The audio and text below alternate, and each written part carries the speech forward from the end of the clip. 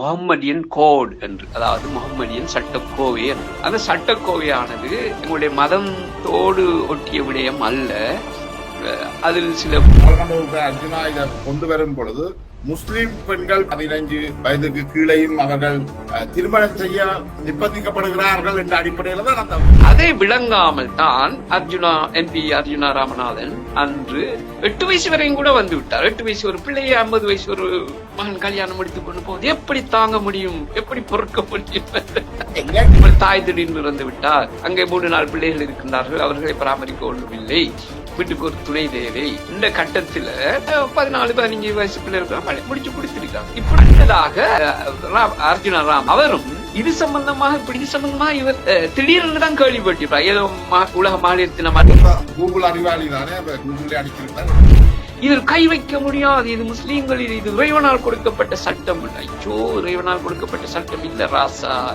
முஸ்லீம் சமூகம் இதுவரை இந்த சட்டம் திருத்தம் சம்பந்தமாக காத்திரமான நடவடிக்கை எடுக்காததே வெளியார் தலைவர்களுக்கான காரணம். ஒன்று, 2 சமூகங்களுமே கிட்டத்தட்ட இரத்தமும் சதையுமாக மிக மோசமான அழிவுகளை சந்திச்சிருக்கிறோம்.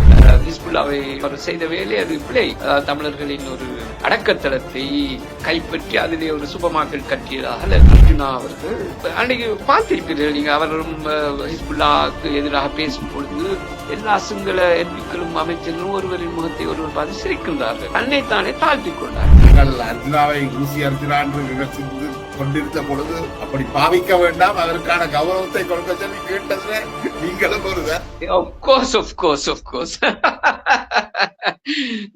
வணக்கம் நேர்களே, மற்றும் ஒரு மாலை பொழுதிலே இன்னும் ஒரு முக்கியமான விடயம் தொடர்பாக கலந்துரையாட இருக்கின்றோம். குறிப்பாக அண்மைய சில நாட்களில் பாராளுமன்றத்தில் முஸ்லிம் விவகாரம் தொடர்பாக பாராளுமன்ற உறுப்பினர் அர்ஜுனா எழுப்பிய விவாதங்களும் அதனை தொடர்ந்து சமூக வலைதளங்களில் இது பெரும் பேசுபொருளாக மாறியிருக்கின்றது. இதன் பின்னணி தொடர்பாக கலந்து உரையாடுவதற்காக தேசம் நெட் நேயர்களுக்கு நன்கு அறிமுகமான முன்னாள் சட்டத்தரணி முகமது நிஸ்தார் அவர்கள் நம்மோடு இணைந்து கொள்கின்றார். வணக்கம் நிஸ்தார். வணக்கம் ஜெயபாலன். அர்ஜுனா பாராளுமன்றத்தில் எடுத்துக்கொண்ட ஒரு விஷயம், அவர் தன்னை அறியாமல் அல்லது தன்னை விளம்பரப்படுத்துற வகையில் எடுத்துக்கொண்ட ஒரு விஷயம் இன்றைக்கு தமிழ் முஸ்லிம் சமூகங்களுக்கு இடையே மிக பெரிய சர்ச்சையாகவும் மாறி இருக்கின்றது. இதன் பின்னணி என்ன? இந்த முஸ்லிம் விவாகரத்து தொடர்பான இந்த நீதி பிரச்சனை எவ்வளவு தூரம் சமூகத்தில் தாக்கத்தை ஏற்படுத்துகின்றது? இந்த பிரச்சனை பின்னணி என்ன? முதல்ல ஓகே ஜெயபாலன், இந்த பின்னணி என்று கேட்டபடியால் அதுக்கான சில பல வரலாற்று நிகழ்வுகளை சொல்கின்றேன் சுருக்கமாக. இந்த முஸ்லிம் விவாகரத்து சட்டம் என்பது ஆரம்பத்தில் ஒல்லாந்தர்கள் இலங்கையை கைப்பற்றி வச்சிருக்கின்ற காலத்தில் அறிமுகப்படுத்தப்பட்டது முகம்மதியன் கோட் என்று, அதாவது முகம்மதியன் சட்டக்கோவை என்று. அந்த சட்டக்கோவையானது எங்களுடைய மதத்தோடு ஒட்டிய விடயம் அல்ல. அதில் சில விடயங்களும் அவர்களின் கிழக்கிந்திய கம்பெனியின் ஆட்சி அதிகார மையமாக இருந்த பட்டாவியா என்று சொல்வார்கள். இப்பொழுது இந்தோனேசியாவின் தலைநகர் ஜாகர்த்தா என்பது உங்களுக்கு தெரியும். ஜாகர்த்தாவின் பழைய பேர் பட்டாவியா. அந்த பட்டாவியா பிரதேசத்திலும் அதைவிட ஒட்டுமொத்த அந்த ஏரியாக்களிலும் இருக்கும் முஸ்லிம்களின் நடைமுறைகளை, இந்த விவாகம் தொடர்பாக அல்லது விவாகரத்து தொடர்பாக உள்ள பழக்க வழக்கங்களையும் சேர்த்து ஒரு முகம்மதியன், இலங்கையில் நடக்கும் விவகாரங்களையும் சேர்த்து, இலங்கையில் உள்ள அன்றைய காலத்தில் இருந்த மார்க்க அறிஞர்கள் அல்லது விடயங்கள் தெரிந்தவர்கள் என்ற அடிப்படையில் அவர்களுடைய கருத்தையும் சேர்த்து இந்த முகம்மதியன் கோட் என்ற ஒரு விஷயத்தை இலங்கையிலே அறிமுகப்படுத்தினார்கள். இதை ஆங்கிலேய காலத்தில இருந்து நடைமுறையில இருக்குது. கிட்டத்தட்ட 1770 இருந்து இந்த சட்டம் இலங்கையில் இருந்து கொண்டிருக்கின்றது. முஸ்லிம்களுக்கான தனியான தனியார் சட்டம். பிரித்தானியா இலங்கையை காலனித்துவ நாடாக இருக்குது. அதுல 1815 அதுல மாற்றம் வருதா? எஸ். அப்ப இந்த ஒல்லாந்தர் கொண்டு வந்த இந்த சட்டத்தை இலங்கையில் உள்ள நடைமுறை சாதாரண சட்டத்தோடு சேர்த்து அதை ஒரு கொடிஃபை பண்ணி ஒரு ஒன்றாக சேர்த்து இதுதான் முஸ்லிம்களின் இந்த குறிப்பிட்ட விவகாரம், அதாவது திருமணம், விவாகரத்து, சொத்து பங்கீடு, இந்த மூன்றையும் சேர்த்து ஒரு சட்டமாக ஆங்கிலேயர்களும் அதை விட்டு சென்றார்கள். ஒப்பிட்டு பேசுகிற அந்த ஷரியா சட்டம் அல்ல, அப்படியா? எஸ், ஷரியா சட்டம் என்பது ஒரு பிழையான புரிதல் எல்லோருக்கும் கொடுத்துள்ளது. ஷரியா சட்டம் என்பது எங்களுடைய சமயம், இஸ்லாமிய சமயத்தில் இறைவனால் கொடுக்கப்பட்ட சில வரைமுறைகள். அதான் நாங்க சரியா சட்டம் என்று சொல்லுவது. சரியா சட்டத்துக்கு ஒரு புத்தகமும் ஒன்றும் இல்லை. நீங்கள் இஸ்லாமிய விடயங்களை பார்த்திருப்பீர்களே, ஆனால் அவர்களுடைய இந்த அத்தனை சட்ட அம்சங்களும் சிந்தனை பள்ளிகள் என்ற நிலையில் 4ஆக பிரிக்கப்பட்டுள்ளது. அதாவது ஜூரிஸ்ப்ரூடன் என்று சொல்வார்கள், அல்லது தமிழ்ல எப்படி சொல்லலாம், சிந்தனை பள்ளி, அல்லது இந்த சட்டங்களை ஜூரிஸ்ப்ரூடன்ஸ், அதாவது சட்ட கலை அல்லது சட்ட விஞ்ஞானம் என்ற அடிப்படையிலே 4 விதமான பிரிவுகள் உண்டு. இப்ப இலங்கையில் நாங்கள் இந்த பிரிவுகளிலே பொதுவாக உலகத்திலே உங்களுக்கு தெரியும், சனி முஸ்லிம்கள், சியா முஸ்லிம்கள் என்று இருக்கிறார்கள். அந்த சனி முஸ்லிம்கள் அவர்கள் இந்த 4 விதமான சிந்தனை பள்ளிகளில் இருக்கின்றார்கள். அதில் ஒன்றுதான் சாஃபின்னு சொல்லிய ஒரு அறிஞர். அவர் சொன்ன விடயங்களைத்தான் இலங்கையில் ஃபாலோ பண்ணி கொண்டு இருக்கின்றார்கள். ஆனால் நாங்கள் ஃபாலோ பண்ணுவதற்கு இந்த சட்ட ரீதியான சில மாற்றங்கள் கூட ஏனைய சிந்தனை பள்ளிகளில் இருக்கின்றது. ஹனவி என்று இருக்கின்றார்கள், மாலிகி என்று இருக்கிறார்கள், ஹன்பலி இருக்கிறார். இதுதான் இந்த 3. அதே போல சியா பிரிவு எடுத்துக்கொண்டால் அவர்களுக்கும் சிந்தனை பள்ளி நாளை விட கூடுதலாக இருக்கின்றது. ஆகவே இந்த ஷரியா என்பதை பிழையாக விளங்கப்பட்டு அத்தனையும் குர்ஆனில் சொல்லப்பட்டுள்ளதோ என்ற ஒரு நிலைப்பாட்டில் இந்த ஷரியா என்ற வார்த்தையை பயன்படுத்தியவுடன் மக்கள் கொஞ்சம் அலர்ட் ஆகிவிடுவாரோ, அதில் கை வைக்க கூடாது, இறைவனின் கட்டளை, அதை மீறக்கூடாது அப்படி என்று. அது ஒரு பிழையான ஒரு கருத்தாளர் இந்த இலங்கை முஸ்லிம் விவாகரத்து சட்டத்தை பொறுத்தவரை. இது கிட்டத்தட்ட இது ஒரு டிஃபரண்ட் ஸ்கூல்ஸ் ஆஃப் தாட்ஸ் ன்னு சொல்லுவீங்க நம்ம எல்லாம். அந்த 4 டிஃபரண்ட் ஸ்கூல் ஆஃப் தாட்ஸ்ல ஒன்றுதான் நாங்கள் சாஃபி மத்ஹப், அரபில மத்ஹப்னு சொல்றாங்க, அதாவது அந்த சிந்தனை பள்ளி. அதுல உள்ளவர்கள் போக்கை உறுதிப்படுத்தும் முகமாக வரையப்பட்டுள்ளதுதான் இந்த இலங்கையில் இப்போது நடைமுறையில் இருக்கும், அதாவது 1951ஆம் ஆண்டு சட்டமாக பாராளுமன்றத்தில் நிறைவேற்றப்பட்ட முஸ்லிம்களின் விவாகரத்து சட்டம் என்றது. முஹம்மதியர் சட்டம் என்றது மாறி அது இலங்கை சுதந்திரம் அடைவதற்கு முன்பாக, அவை சுதந்திரம் அடைந்த பின் அந்த பாராளுமன்றத்துக்கு உரிமை என்ற சட்டத்தை நிறைவேற்ற, ஆகவேதான் அது ஆக்ட் என்ற வகையில் முஸ்லிம் மேரேஜ் அண்ட் டிவோர்ஸ் ஆக்ட் என்று அதை செய்துள்ளார்கள். அதுவும் வந்து இலங்கையுடைய சட்டத்தின் ஒரு பகுதி தான். இப்ப நீங்கள் ஒரு சட்டம் படிக்கும் மாணவர்களாக இருந்தாலும் இலங்கை சட்டக்கல்லூரியும் சரி, அல்லது பல்கலைக்கழகத்தில் சட்டம் இளமானியோ முதுமானியோ பட்டம் பெற வேணுமா இருந்தாலும் சரி, இந்த பர்சனல் லோ, தனியார் சட்டம் என்பதை படித்தா ஆக வேணும். உங்களுக்கு தெரியுமா, அதுல 3 பர்சனல் லோக்கள் உண்டு. ஒன்று கண்டியன் லோ, தேசபலமை லோ, அதே போல முஸ்லிம்களுக்கு உள்ளது இந்த முஸ்லிம் லோ, பர்சனல் லோ. இது 3 கட்டாயம் படிக்க வேணும் எல்லோருக்கும் தெரியுமாங்க. சட்ட கோவேண்டிய ஒரு பகுதிகள் தான். அந்த சட்டத்தின் அந்த வேலிடிட்டி அங்க இருக்கு. இப்ப இதுல வந்து பாராளுமன்ற உறுப்பினர் அர்ஜுனா இதை கொண்டு வரும் பொழுது முஸ்லிம் பெண்கள் 15 வயதுக்கு கீழையும் அவர்கள் திருமணம் செய்ய நிர்பந்திக்கப்படுகிறார்கள் என்ற அடிப்படையில தான் அந்த வாதம் கொண்டு வர அப்படித்தான் கொண்டு வருகின்றார். அப்படித்தான் அது போர்ட்ரே பண்ணப்படுகிறது. அப்படி சம்பவம் அதுல உண்மையும் இருக்கின்றது, பொய்யும் இருக்கின்றது.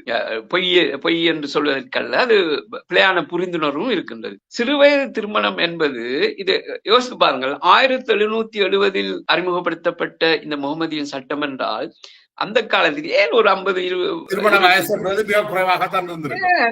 உங்களோட தமிழ் பகுதிகளிலையும் சிங்கள பகுதிகளிலும் உலகத்தில் எல்லா பகுதிகளிலும் ஈவன் 2 நாளைக்கு முன்பு ஒரு வீடியோ பார்க்கின்றேன். அங்க அமெரிக்காவில் கலிபோர்னியாவில் மாத்திரம் எத்தனை 12 வயது பிள்ளைகள் கல்யாணம் முடித்துள்ளார்கள் என்று ஃபேக்டோட போடுகின்றார். சரியா?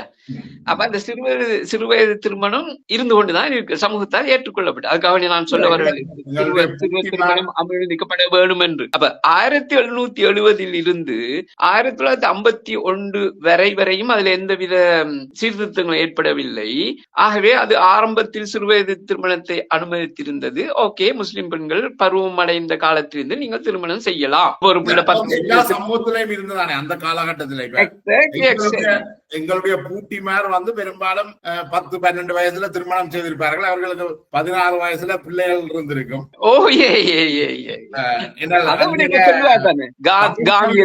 கல்யாணம் பண்ணினார் என்று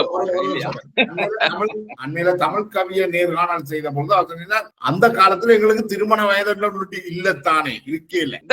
திருமணத்துல அந்த கீழ் எல்லை வந்து ஒரு பெண் அடைவதுதான் எக்ஸாக்ட்லி. ஆனால் அது மாத்திரம் அல்ல, அங்கே இஸ்லாமியர்கள் முஸ்லீம் அதாவது சரியா சட்டம் என்ற ஒரு விஷயம் இருந்த அந்த குர்ஆனுடைய விஷயங்களை பார்த்து கொண்டு பொழுது அது வெறுமனே பருவமடைந்த உடல் ரீதியாக பருவமடைந்த ஒரு ஆளை சொல்லவில்லை, மன ரீதியாக சிந்தனை ரீதியாக இன்னும் பல விடயங்களை அது சொல்கின்றது. ஏனென்றால் ஒரு சொத்து என்று வரும் பொழுதும் கூட சிறு பிள்ளைகள், இப்ப ஒரு தகப்பன் பிள்ளைகளை விட்டு போட்டு சொத்தையும் விட்டு போட்டு இறந்து போனார் என்றால் அந்த பிள்ளைகள் அந்த சொத்தை தனிமையாக பராமரிக்க அனுமதிக்கப்பட மாட்டாது. அவர்களுக்கு கார்டியன் ஒன்று தேவை.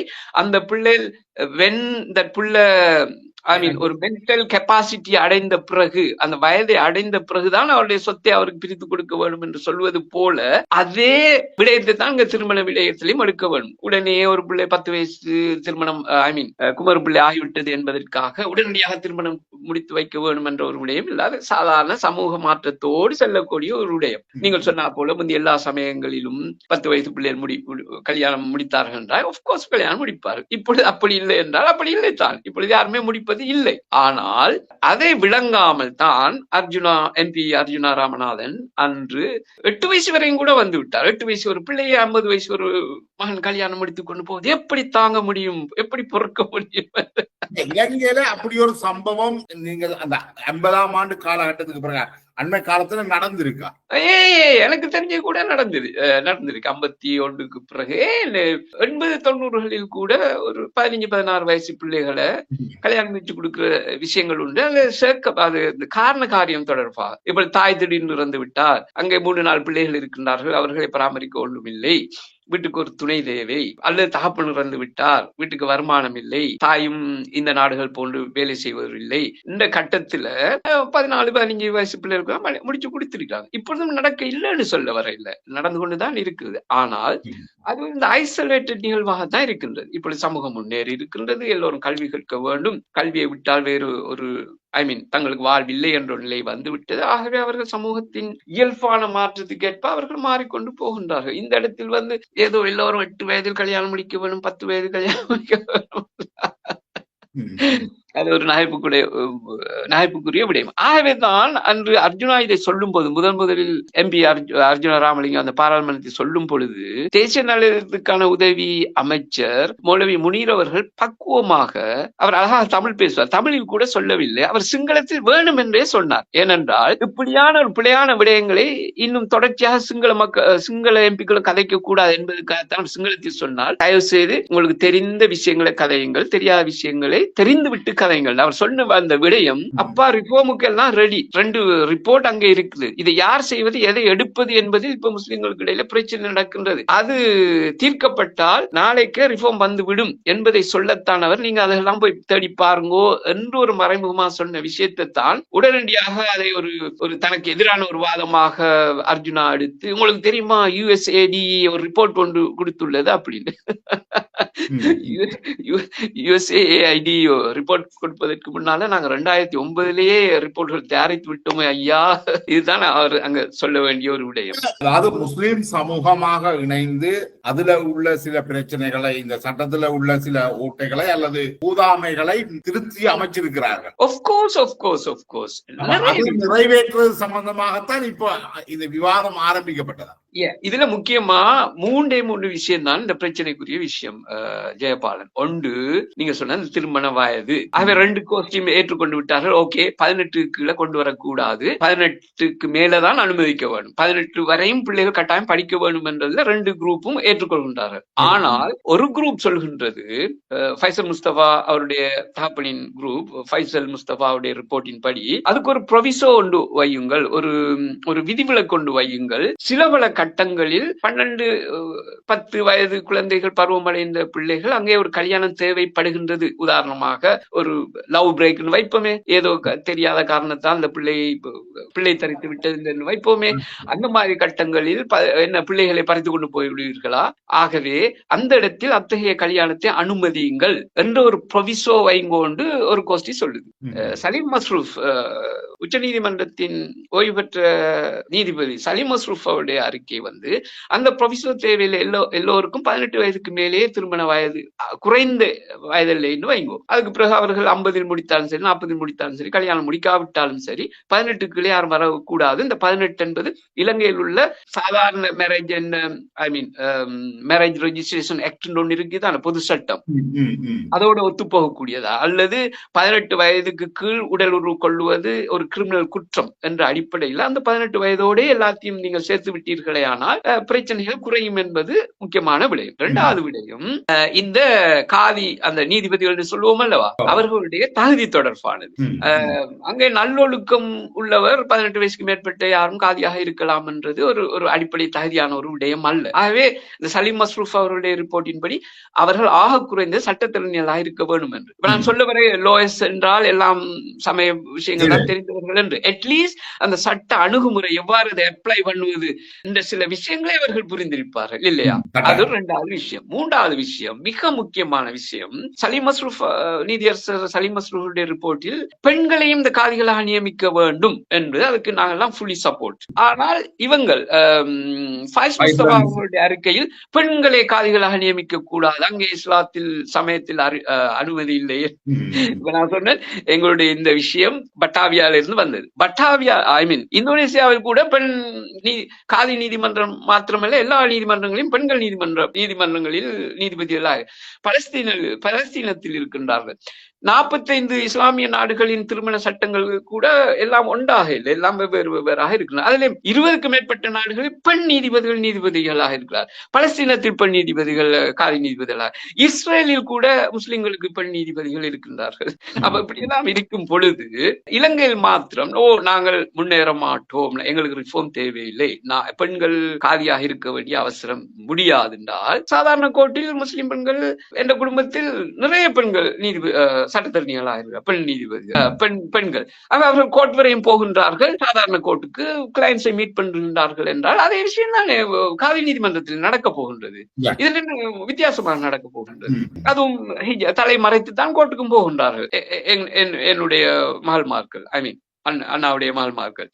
அப்ப இப்படியெல்லாம் இருக்கும் பொழுது காதி நீதிமன்றத்துக்கு பெண்கள் அனுமதிக்கப்பட முடியாது, பெண் நீதிபதிகளாக இருக்க முடியாதுனால் நான்சென்ஸ். அப்ப எங்களுடைய ஆர்கியூமெண்ட், பெண்களுக்கு சில பிரத்யேகமான விடயங்கள் இருக்கின்றன, ஆண்களாக விளங்கிக் கொள்ள முடியாது அல்லது பெண்கள் தயங்குவார்கள் ஆண்களுடன் சொல்ல, பெண்கள் தான் அதுக்கு சரியான ஒரு ஆல்டர்னேட்டிவ்.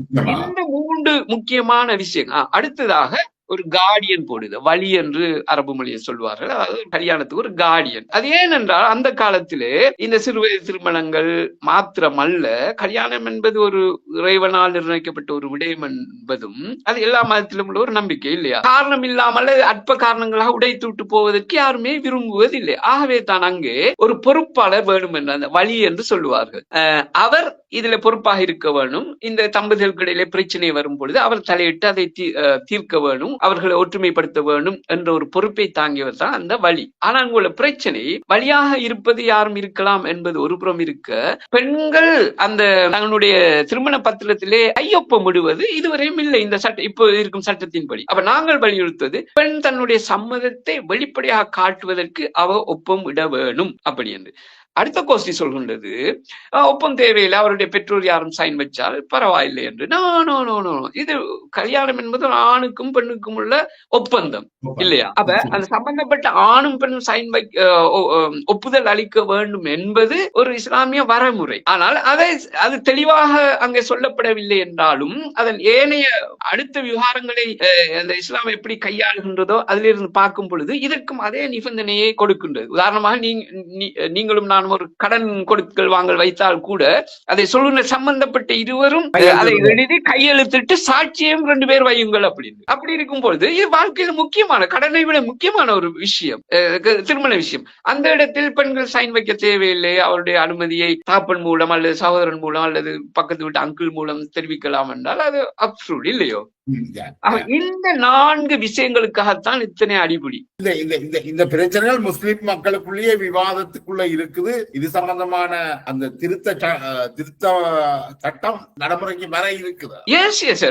இந்த ரிப்போர்ட் வந்து கடந்த 3-4 வருடங்களாக இதை பற்றி தேவைக்கும் அதிகமான வீடியோ கான்பரன்ஸ்கள், அந்த செமினார்கள் அதுகள் வைத்து எல்லோரும் களைப்படைந்து விட்டார்கள். உதாரணமாக நடைமுறைப்படுத்தப்படாமல் இருக்குது அல்லது இலங்கை அதுதான் உங்களோட முக்கியம்.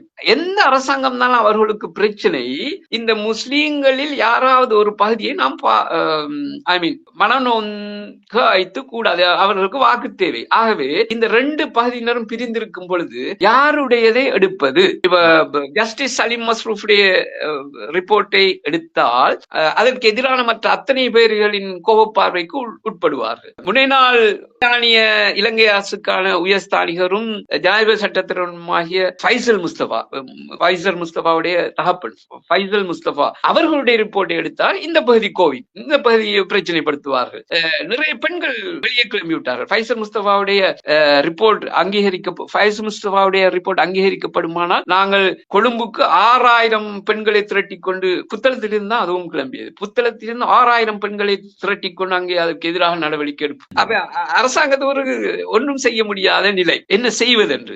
அப்ப போல்டாக no either this so that, இதைத்தான் எடுக்க போறோம், என்ன உங்களுக்கு எது விருப்பம் அதை செஞ்சு கொள்ளுங்கள் ஒரு நிலப்பாடுல தான் இப்ப வரும். ஆகவேதான் இப்பவும் திருப்பி பெண்களுக்கும் பெண்கள் சிறுவர்கள் விவகாரங்களுக்கான அமைச்சர்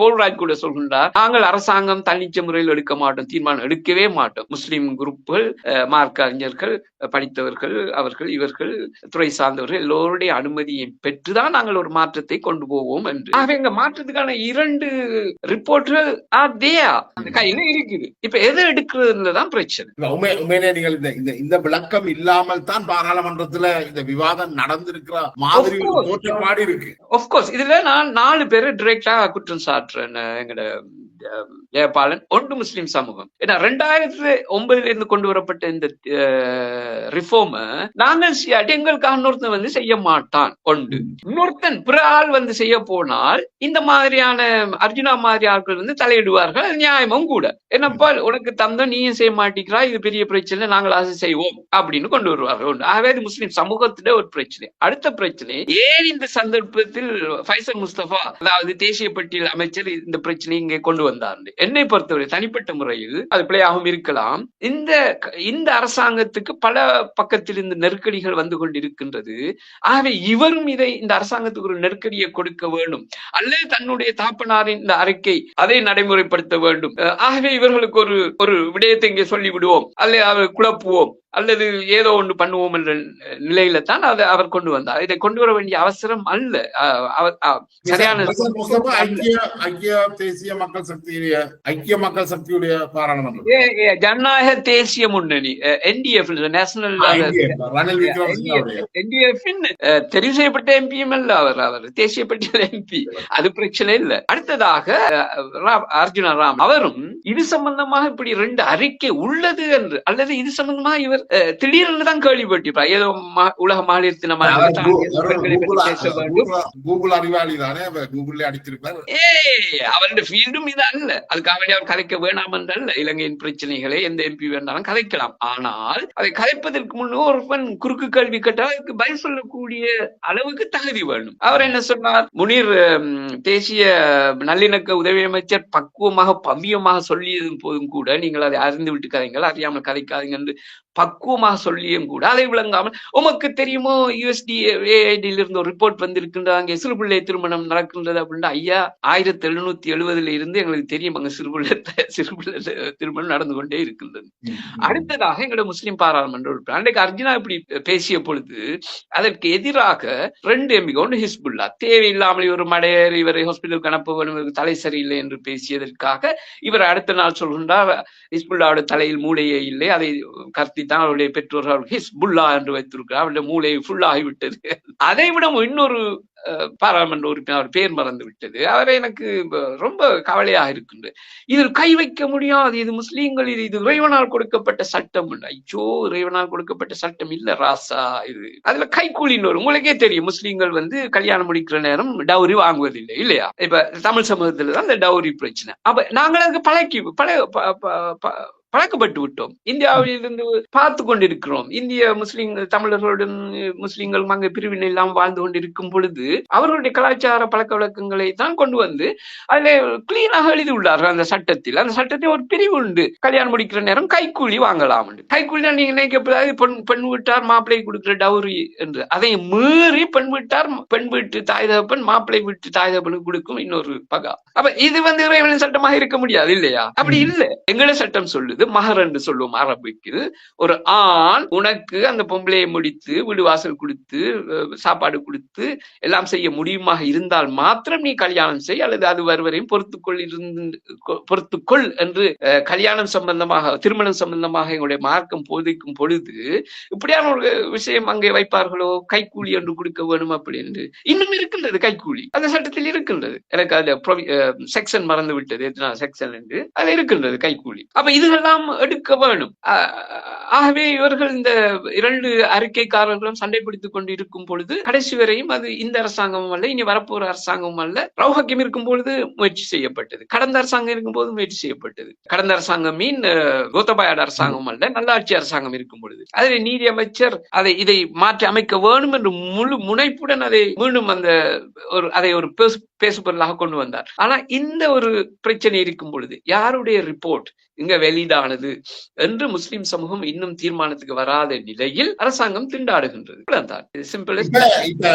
அண்மையில பாராளுமன்றத்துல சாவித்ரி போல் ராஜ் அவர்கள் இது சம்பந்தமாக சில கருத்துக்களை வெட்டியிருந்தார். வெளியிடுகின்ற பொழுது மல்டி செக்டோரியல், நீங்கள் ஏற்கனவே குறிப்பிட்டது போல பல்வேறு தரப்பினரையும் கலந்து உரையாடித்தான் இந்த முடிவுகளை எடுப்போம் என்று. அதில் ஒரு சின்ன பிரச்சனை இருக்கின்றது. உதாரணமாக மஸ்ரூப் அவர்கள் நாங்கள் ஆதரிக்கும் ரிப்போர்ட் தயாரிக்கப்படும் பொழுது கூட அங்கே வேற்றுமத இருவர் இருந்தார். ஒரு பெண், அடுத்தது ஒரு சட்டத்தரணி நினைக்கிற ஒரு சிங்கள மனிதர். அவர்களை அங்கே எடுத்திருப்பது என்பது நீங்கள் இதில் தலையிட்டு மாற்றங்கள் செய்யுங்கள் என்பதல்ல. அவருடைய பங்களிப்பு என்ன, இந்த உலக நடைமுறைகள் என்ன. இன்னொரு விடயத்தை இங்க முக்கியமாக சொல்ல வேணும். நான் சொன்னேன் தான், இந்த 4 சிந்தனை பள்ளிகள், ஒரு இஸ்லாமிக் ஜூரிஸ்ப்ரூடன்ஸ் ஒன்று இருக்குது, அதாவது இஸ்லாமிய சட்ட விஞ்ஞானம் என்று நீங்கள் கேள்விப்பட்டிருப்பீர்கள். டாக்டர் வீரமந்திரி இவர் ஒரு சர்வதேச நீதிமன்றத்தில் கடமையாற்றிய ஒரு சிங்கள மனிதர், இலங்கையை சேர்ந்தவர். அவர் ஒரு இஸ்லாமிக் ஜூரிஸ்ப்ரூடன்ஸ் என்ற ஒரு புத்தகமே எழுதியிருந்தார். அது மிக கிளாசித்து பேசுகின்றார். தான் சர்வதேச சட்டங்களில் நாடுகளுடைய பிளக்குகளை தீர்க்கும் பொழுது எனக்கு கை கொடுத்தது இந்த இஸ்லாமிக் ஜூரிஸ்ப்ரூடன்ஸ். அதில் சொல்லப்பட்ட அந்த விடயங்கள் தனக்கு அந்த ஒரு எனக்கு முன்னால் போடப்படும் வழக்குகளுக்கு ஒரு தீர்மானத்துக்கு வருவதற்கான எனக்கு பெரிதாக உதவியது. அவர் காலமாகிவிட்டார். அவர் இஸ்லாமிக் ஜூரிஸ்ப்ரூடன்ஸ் என்ற புத்தகம் எழுதும் போது இதை கிளாசித்து பேசுகின்றார். முஸ்லிம்களுடைய இந்த சட்ட விஞ்ஞானம் என்று சொல்வது மிகவும் அற்புதமானது, மிகவும் பிராக்டிக்கலானது, எல்லா விதமான சூழ்நிலைகளையும் ஒத்து போகக்கூடியது என்று. அப்படி இருக்கும் பொழுது எங்களுக்கு வழிகாட்டி அதற்கான கைடன்ஸ் எல்லாம் கையில் இருக்கும் பொழுது இந்த சின்ன 3-4 விடயங்களுக்காக இவர்கள் வருடக்கணக்காக இன்னும் ஒரு முடிவுக்கு வராமல் இருப்பது பெரிய ஒரு விந்தையாக இருக்கின்றது. முஸ்லிம் சமூகத்தில் உள்ள ஒரு பிரச்சனை. அவர்கள் அந்த ஒரு ஒற்றுமையாக இதை கொண்டாந்து அமுல்படுத்த விடாம இருக்கிறது. ஏனியவர்கள் இதை தலையிட்டு செய்யறதுக்கு வழியை ஏற்படுத்துற மாதிரி. அதான் உண்மை. இப்படி ஒரு பிரச்சனை இருக்கின்றது. ஏன் இவர்கள் சிறுவயது திருமணத்தை இன்னும் அனுமதிக்கிறார்கள் என்றால் அங்கே சட்ட திருத்தம் இன்னும் வரவில்லை. ஆகவே சட்டத்தில் இருக்கின்றது, நான் செய்கின்றேன் என்று போகின்றார்கள். ஆகவே இதற்கு புறம்பானவர்கள் இன்று மனித உரிமைகளை, சிறு பிள்ளை துஷ்பிரயோகங்கள், பெண் உரிமையை பற்றி பேசுவதற்கு ஒரு பிரச்சனையாக இருக்கின்றது. ஏன் முஸ்லிம்களுக்கு மாத்திரம் இங்கே அனுமதிக்கப்பட்டுள்ளது என்று. அவர்கள் விரும்பி முஸ்லிம்களை அனுமதிப்பதும் இல்லை, முஸ்லிம்கள் விரும்பி அதை நாங்கள் இப்படித்தான் செய்வோம் என்பதும் இல்லை. இன்னும் அதற்கான தீர்மானத்தை அரசாங்கம் இன்னும் எடுக்கவில்லை. ரிப்போர்ட் ரெடி, இதை பாராளுமன்றத்தில் போடுவதும் அதை விவாதிப்பதும் வாக்கெடுப்பு நடத்துவதும் வரைவை செய்து புத்தகத்தில் ஏற்றுவதும் தான். கிட்டத்தட்ட இலங்கை அரசாங்கத்தினுடைய சட்டத்தோடு ஒத்து போகக்கூடிய நீங்கள் சொல்ற முஸ்தபாவுடைய மற்ற நீதிபதியுடைய அந்த அறிக்கையை தற்பொழுது பெரும்பான்மையோடு இருக்கின்ற தேசிய மக்கள் சக்தி அமுல்படுத்துறதுல அவைக்கு என்ன நெருக்கடி இருக்குன்னு நினைக்கிறீங்க? இதுல எந்த ரிப்போர்ட் காலப்போக்கில் எடுப்பார், நிச்சயமாக எடுப்பார். அவர்கள் இப்படி விட மாட்டார். அவர் கொஞ்சம் போல்டான ஆட்கள். இப்ப 2 ரிப்போர்ட் இருக்கின்றது. அவர்கள் இப்படி சமிக்கை காட்டிக்கொண்டே இருக்கின்றார்கள். நான் நினைக்கிறேன் தேசிய நல்லிணக்கத்துக்கான உதவி அமைச்சரும் கூட அதிலே ஒரு ரிப்போர்ட்டை ஆதரிப்பது போல எனக்கு தெரியல. எந்த ரிப்போர்ட்டை ஆதரிக்கின்றா எனக்கு தெரியவில்லை. எங்களுடைய விவாதம் எதுவாக இருந்தாலும் பரவாயில்லை, ஆக ஃபார் ஸ்டார்டிங் ஒன்றை ஏற்றுக்கொண்டு அதை நடைமுறைப்படுத்துங்கள். கருத்தின்படி 2 ஆவணங்களுமே இரண்டு திருத்தங்களுமே கிட்டத்தட்ட தற்பொழுது உள்ள சட்டத்திலும் பார்க்க மேன்மையானதா தான் இருக்குது. ஒரு Of சில course, of வித்தியாசங்களை course, of தவிர. course, of course. அதுல அந்த கைக்கூலி என்பது விளக்கப்பட்டுள்ளது. ஆக ப்ராப்ளமேட்டிக்கான அந்த வயதில்லை 18க்கு 2 பேரும் எக்ரி பண்ணி உள்ளார்கள். இப்பொழுது இந்த சிக்கலாக இருப்பது விதிவிலக்குத்தான் சிக்கலாக உள்ளது. பெண் நீதிபதியை நியமிப்பதா கூடாதா, இந்த அடிப்படையில் தான். அதுவும் அந்த விதிவிலக்கை சேர்க்கணும். அந்த விதிவிலக்கு, எஸ், விதிவிலக்கு அதில் நியாயமும் இருக்கின்றது, நியாயம் இல்லாத தன்மையும் இருக்கின்றது. அந்த விதிவிலக்கு என்றும் பொழுது அதை துஷ்பிரயோகம் பண்ணக்கூடிய ஆட்களும் இருக்கின்றார்கள். உண்மையிலேயே அங்க ஒரு தேவைப்பாடு இல்லை, இருந்தாலும் இங்க விதிவிலக்கு அதை பயன்படுத்தி என் பிள்ளைக்கு 12 வயதில் கல்யாணம் எடுத்து கொடுக்க போறேன் என்றால் ஒன்றும் செய்ய முடியாது இல்லையா? அந்த விதிவிலக்கை பயன்படுத்தி ஒரு பாலியல் வன்புணர்வு செய்திருந்தால் அந்த குற்றவாளிக்கு, அந்த குற்றத்தை இழைத்தவருக்கே அந்த பெண்ணை திருமணம் செய்து கொடுக்க வற்புறுத்தப்படும் என்ற ஒரு வாதமும் இருக்குது. ஆகவே இதை பேலன்ஸாக பார்க்கக்கூடிய ஒரு நிலைப்பாட்டில் இரண்டிலையுமே நீங்க சொல்ற அந்த இந்தோனேஷியாவிலையும் இலங்கையில நீதிபதியாக இருந்த மஸ்ரூஃபினுடைய அந்த அறிக்கை தான் கூடுதலாக சற்று முற்போக்கு தன்மை வாய்ந்ததாக இருக்குது. முற்போக்கு தன்மை மாத்திரமில்லை. உதாரணமா இன்னொரு பையனை சொல்றேன். இவர் இங்கே 64 இந்த காதி நீதிமன்றங்கள் இலங்கை பூராவும் இருக்கின்றது. ஓகே, புத்தளத்தில் காதி நீதிமன்றம் தனி கட்டிடமே உள்ளது. ஆனால் கடந்த 3 வருஷமாக காதி நீதிபதி இல்லை. ஏற்கனவே அங்க இருந்தவர் பெண்களுடைய சர்ட்டை விட்டு அது சேர்ந்து ஒரு குவாலிஃபைடு இல்லாத ஒருத்தர், கல்வி ரீதியாக குவாலிஃபைடு இல்லை, எப்படியோ பெண்களுடைய சர்ட்டை விட்டு நீங்கள் சொல்வது போல அந்த ஜெஃப்னா பல்கலைக்கழக விரிவுரை இரவில் டெக்ஸ்ட் மெசேஜ்கள் பெண் மாணவர் காணும்போது போல இவர் தன்னுடைய வழக்காளிகளுக்கு தன் முன்னே வழக்குக்கு வந்திருக்க பெண்களுடன் அப்படி இப்படி என்று எல்லாம் சொல்லி ஒரு முறை MP அவர்கள் அவருடைய வீட்டுக்கு அழைத்து ஏதோ கதை பேச்சில் அடிபுடி அவர் அடி வாங்கி கொண்டு இப்ப ஊரை விட்டு அனுப்பிவிட்டார்கள். இப்ப புத்தளத்தில் காதி நீதிமன்ற கட்டிடம் இருக்கின்றது, காதி நீதிபதி இல்லை. புத்தளத்தில் ஒரு கேஸ் நடக்க வேண்டுமானால் அது நீர்கொழும்பு வரை செல்ல வேண்டும். நீர்கொழும்புலதான் அடுத்த விடயம் இருக்கின்றது. அப்ப நான் கடந்த அலிசப்ரி அவர்கள் அமைச்சர், நீதி அமைச்சர், வெளிவிவகார நீதி அமைச்சராக இந்த அலிசப்ரி அவர்கள் சட்டத்தரணியாக இருக்கின்றபடியினால் அவர் இந்த சலீம் மஸ்ரூஃப் அவருடைய அறிக்கையோடு ஒத்து போகக்கூடியவராக இருக்கின்றார். அவர்களுக்கு தனிப்பட்ட முறையில் அவர்களுடைய சேர்ந்து வேலை செய்யும் ஆட்களுக்கு நான் சொந்தமாக எழுதிய ஒரு ரிஃபார்ம் ரிப்போர்ட் ஒன்று, சின்ன ஒரு ரிப்போர்ட் என்ன, எப்படி இந்த 64 முஸ்லீம் காதி நீதிமன்றங்களையும் டிஸ்ட்ரிக்ட் கோர்ட்டோட சேர்த்து வேலை செய்யலாம் என்று. இங்கே இருப்பது போல தனியாக ஒரு டிஸ்ட்ரிக்ட் கோர்ட்டில் தனியாக ஒரு டிவோர்ஸ் யூனிட் ஒன்று உருவாக்கி அதிலே இந்த வழக்குகளை முஸ்லிம் நீதிபதிகளை போட்டு நடத்தலாம் என்ற ஒரு இது இருக்குது. ஏனென்றால் பெரும்பான்மைய 100% இந்த முஸ்லிம் காதி நீதிமன்றங்களுக்கு கட்டிடம் இல்லை. அவர்கள் தங்களுடைய வீட்டில் கூடுவார்கள், அல்லது ஒரு பாடசாலை கட்டிடத்தில் கூடுவார்கள், அல்லது தான் ஒரு வியாபாரம் வச்சிருந்தா, கடையில் வச்சிருந்தா கடையில் பின்புறம் ஒரு அறை எடுத்து அதிலே நீதிமன்றம் நடத்துவார்கள். ஆக இதற்கெல்லாம் ஒரு சொல்யூஷனாக இந்த இலங்கையில் உள்ள காதி நீதிமன்றங்கள் 64 விட குறைவாகத்தான் டிஸ்ட்ரிக்ட் கோர்ட்டுகள் உள்ளது இலங்கையில். அப்ப இதெல்லாம் ஒரு பிரச்சனைக்குரிய விடயம். அப்ப ஞானசார மாதிரி ஆட்கள் எல்லாம் கண்டால் இதை ஒரு பெரிய ஒரு இதாக பூதாகரமான விடயமாக கொண்டு வருவார்கள். ஆகவே ஆக இந்த காதி நீதிமன்றங்கள் விவாகம், திருமணம், விவாகரத்து, இந்த 2 விஷயங்களை தான் பிரதானமாக செய்கின்றார்கள். அதோடு சம்பந்தப்பட்ட அந்த அவர்களுக்கு இது வழங்க முடியுமே தவிர, தீர்ப்பு வழங்க முடியுமே தவிர அதை என்போர்ஸ் பண்ண முடியாது. என்போர்ஸ் பண்ண அதிகாரம் அவர்களுக்கு இல்லை. இப்ப இந்த பாராளுமன்ற விவாதத்துக்கு வந்தால், இப்போ அர்ஜுனா போன்றவர்கள் வெளியார் இது விடயம் தொடர்பாக கருத்து சொல்கிறத ஒரு இஸ்லாமிய சட்டத்தரணி பெண் ஒருவர் கடுமையாக விமர்சிச்சிருந்தார். உங்களுடைய நிலைப்பாடு என்ன? வெளி சமூகங்களை சேர்ந்தவர்கள் இதுல தங்களோட கருத்துக்களை தெரிவிக்கலாமா, தெரிவிக்க கூடாது? அந்த சட்டத்தரணி தொடர்பாக எனக்கு பல விமர்சனங்கள் உண்டு. பல முறை அவருடைய நேரடியாக இந்த விவாக சம்பந்தமான கான்பரன்ஸ்லையும் எங்களுடைய அந்த காணொலியை நீங்கள் பார்த்திருப்பீங்க. நேற்று நான் பார்த்தேன். அதுக்கு வருவதற்கு முன்னால் நான் ஏற்கனவே சொன்னது போல முஸ்லிம் சமூகம் இதுவரை இந்த சட்டம் திருத்தம் சம்பந்தமாக காத்திரமான நடவடிக்கை எடுக்காததே வெளியார் தலையிடுவதற்கான காரணம் ஒன்று. அடுத்தது, இந்த குறிப்பிட்ட அந்த தினத்தில் ஃபைசல் முஸ்தபா அதை இந்த பாராளுமன்றத்தில் கதைத்தது இன்னொரு பிரச்சனை. 2. மூன்றாவது பிரச்சனை தான் ஒன்றும் தெரியாத நிலையில் இவர் அர்ஜுனா அவர்கள் தலையிட்டது. ஆகவே அர்ஜுனாக்கு MP அர்ஜுனா அவர்களுக்கு எந்த உரிமையும் இல்லை என்று நான் சொல்லவில்லை. பாராளுமன்றத்தில் ஒரு இலங்கையில் இன்னொரு சமூகம் தொடர்பாக கலைப்பதற்கான எல்லா உரிமையும் அவருக்கும் உண்டு, கலைக்கலாம். ஆனால் அவர் விடயங்கள் குறைந்த இதன் அடிப்படை விடயங்களை தெரிந்து வைத்துக் கொண்டு கலைக்க வேண்டும். அல்லது இவர் அன்னைக்கு பார்த்திருப்பீர்கள் நீங்க, அவரும் ஹிஸ்புல்லாக்கு எதிராக பேசும் பொழுது எல்லா சிங்கள எம்பிக்களும் அமைச்சர்களும் ஒருவரின் முகத்தை ஒருவர் பார்த்து சிரிக்கின்றார்கள். இவர் சொல்லும் கருத்தை அடிப்படையாக வைத்து இவர் பேசும் ஆவேசமான விடயத்தையும் வைத்து இவர் என்ன இந்த மாதிரி அங்கே சிரிக்கின்றார். அவர் தன்னைத்தானே தாழ்த்தி கொண்டார். அடுத்த நாள் அவர் அந்த மன்னிப்பு கேட்ட விதமும், நான் தொப்பி போட்டுள்ளேன், தொலை போகின்றேன், நோம்பு பிடிக்கின்றேன் சொன்னது எனக்கு விஜய் இப்போ தமிழ்நாட்டில் செய்து வரும் விடயமாக தான் தெரிகின்றது. எலெக்ஷன்ல நிற்க போகின்றார் என்பதற்காக தொப்பியும் போட்டுக்கொண்டு முஸ்லிம்களுடைய இப்போ ரமலான் மாதம், அந்த ரமலான் மாதத்தில் போய் நோம்பு திறக்கும் வேலையில் அவர்களுடைய நோம்பு திறத்தும் கொண்டு அவர்கள் தொழுது கொண்டால் நான் சொல்ல வேண்டிய அவசரம் இல்லை. இதை என்ன செய்கின்றார்? கூத்தாடிகள் மாதிரி ஒரு விடயங்களை செய்கின்றார்கள். இதுல பிரச்சனை என்ன?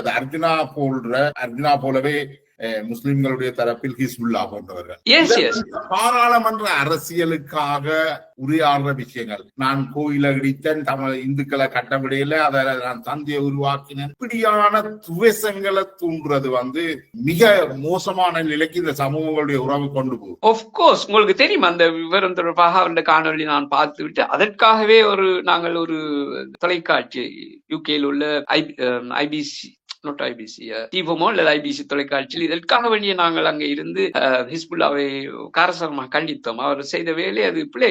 தமிழர்களின் ஒரு அடக்கத்தளத்தை கைப்பற்றி அதிலே ஒரு சூப்பர் மார்க்கெட் கட்டியதாக அல்ல லைப்ரரி கட்டியதாக வெளிப்படையாக சொல்லியிருந்தார். இப்படியான ஒரு மக்குத்தனமான விடயங்கள், குரோதத்தை விளைவிக்கும் விடயங்கள், ரெண்டு சமூகங்களுமே கிட்டத்தட்ட இரத்தமும் சதையுமாக மிக மோசமான அழிவுகளை சந்திச்சிருக்கிறோம். ரெண்டு சமூகங்கள் ரெண்டுமே இலங்கையை பொறுத்த வரைக்கும் ஒடுக்குமுறையை சந்திக்கின்ற சமூகம். நாங்கள் ஒரே மொழியை பேசுகின்றவர்களாக இருந்தாலும் எங்களால நெருங்கி வர இயலாத அளவுக்கு இப்படி அர்ஜுனா போன்று ஹிஸ்புல்லா போன்றவர்கள் அது ஒரு பெரிய தடைக்கல்லாக இருக்கிறார்கள் சமூக இணைவுக்கு.